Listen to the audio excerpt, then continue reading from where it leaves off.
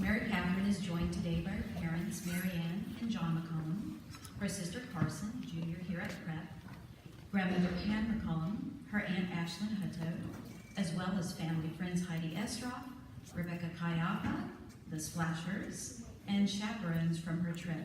Please let's give them a warm welcome. Mary Catherine first joined Augusta Prep in the 9th grade. Since coming to Prep, she has stayed active playing soccer and basketball all 4 years.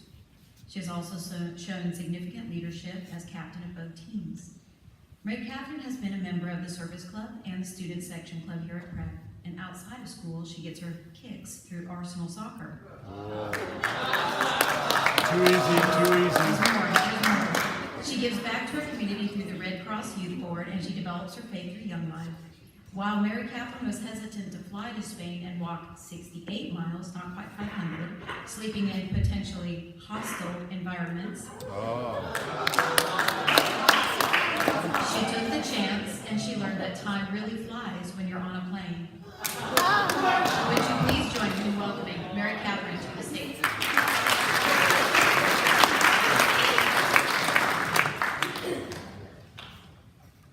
2 summers ago, I went on a pilgrimage to Spain with a group of people from my church. Most of you are probably wondering what a pilgrimage is or what you do on a pilgrimage. I asked myself the same question when I signed up for this. A pilgrimage is defined as a journey, especially a long one, made to some sacred place as an act of religious devotion. It's a search of moral or spiritual significance. Usually it is a journey to a shrine or other location of importance to a person's beliefs and faith. The pilgrimage my group and I went on was called the El Camino de Santiago, aka the Way of St. James, which is one of the longest standing pilgrimage routes. Legend has it that the remains of Jesus' apostle, St. James, lies at the Cathedral of Santiago, which is where the pilgrimage gets its name, the Way of James. The El Camino begins at St. Jean-Pied-de-Port, France, and travels 500 miles through 4 of Spain's 15 regions, ending at the cathedral in Galicia in northwest Spain. Usually people will complete the journey in 35 days or just over a month. When the youth board at my church was offering a trip to Spain to walk the Way of St. James, the only thing I heard was that we would have to walk a total of 68 miles. I thought to myself, no way I'll be doing this. My parents convinced me it would be a great experience and I should definitely go. They told me it would be a once-in-a-lifetime experience and I probably wouldn't get the chance to go on something like this again. I decided that since I played soccer for many years, I would be in shape to walk 15 to 20 miles a day. Some people backed out, but fellow classmates, Mary Ellen, Sloan, and Daniel, decided they would also go. As a group, we raised money through an event called the Boar's Head Feast. This required us to dress up in embarrassing costumes as we served dinner to members of our church. We also helped with a 10K run and helped with an auction sale. Before pilgrims set out for their pilgrimage, there are some preparations that have to occur. Usually people will buy hiking shoes and make sure they are broken in before leaving. People will also begin to make sure they are mentally prepared for their journey. Our plane ride to Sarria, Spain is a very long day of traveling, with one of our members losing her passport in France and needing to take the next available flight. From Sarria, we then walked for 6 days until we finally reached the Cathedral of Santiago de Compostela. Many pilgrims journey to the relics of great saints to visit important sites around the world. One popular pilgrimage can be taken for the purpose of taking a trip to the Holy Land to walk in Christ's footsteps. Many religions attach spiritual importance to particular places, including the place of birth or death of founders or saints, or to the place of their calling or spiritual awakening. There are many different kinds of pilgrimages for all different types of religions. Usually pilgrimages are optional, but it depends on your religion. Some people may just go on a pilgrimage because they seek a new experience. Even though the rituals might be different for each pilgrimage, it still enables each person to go through physical and spiritual strain to become closer to God. Before we left for our trip, our chaperones told us to bring a rock from our yard, which we would leave at a place along our trip called Cruz de Ferro, which was one of the highest points on our pilgrimage. It is an iron cross surrounded by a pile of stones left by other pilgrims. The placing of the rock symbolized leaving your burdens or fears behind. Your rock can also symbolize a wish or a note to a lost loved one. To each, it is a personal story only known to them. This is an example of a ritual for the Camino. Many people choose to cycle and hike the journey while stopping at inns along the way. My group stopped at 5 different inns When we needed to wash our clothes, we had to wash them in the sink and then hang the clothes out the window to let them dry. The first day of our journey, we walked for 13 miles from Saria to a town named Porto Marine.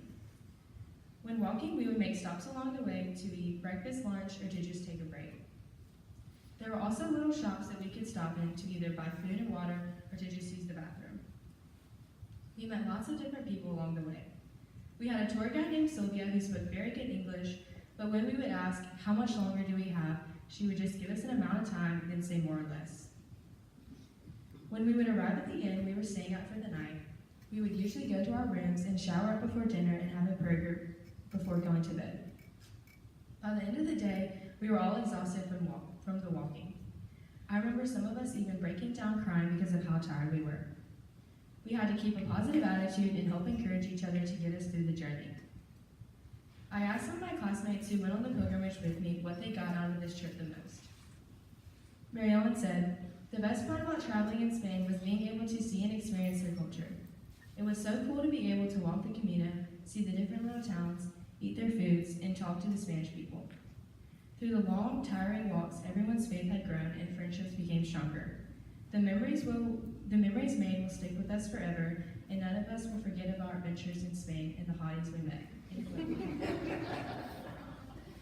Daniel said, "The coolest part of the trip for me was the late night conversations I had with Sloan, Jack, Thomas, and Noah earlier in the week about faith and fate and meaning. We were in the perfect setting to be open and honest, and we were looking forward to what we would discover during the pilgrimage. But by the end of the trip, everyone was too tired to think about anything except how bad our feet hurt." End quote. Sloan said, "The pilgrimage was a great opportunity to strengthen my faith and friendships with those I traveled with. There was a great balance of adventure and relaxation. It was interesting to be immersed in a different culture, especially in Barcelona, where street vendors constantly tried to sell us bootleg Gucci, Nike, and weed." Jody Holodak, who graduated from prep in 2014, also went on the El Camino de Santiago last June and July. When I asked her what she got out of the pilgrimage the most, she said, "First and foremost, I enjoyed walking in silence and having time to just think and really enjoy my surroundings. I also made friends with people all over the world, and we ended up walking together, eating together, and staying at the same hostels. They became my Camino family. Walking with all my belongings on my back and taught me how beautifully simple your life can be without them." End quote. On day 9, we finally make it to the Cathedral of Santiago de Compostela in Galicia, Spain, which is where St. James is buried. The affiliation is Roman Catholic and was built in 1075. We attended a mass for all pilgrims who had completed the journey. During the mass, a huge censer was rung for the cleaning of the air when crowds of pilgrims have completed the Camino. Here's a video I took while witnessing the censer being rung.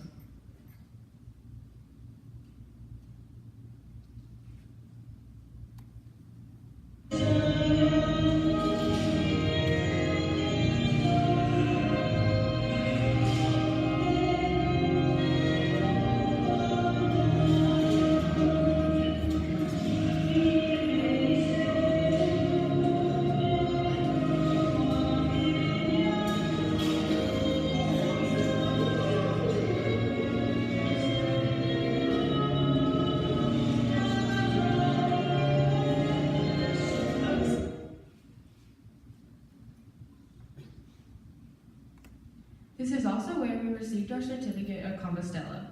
In order to receive this, you must walk at least 62 miles or bike 120 miles. This was such an emotional day as we finished a pilgrimage that I honestly didn't think I could do.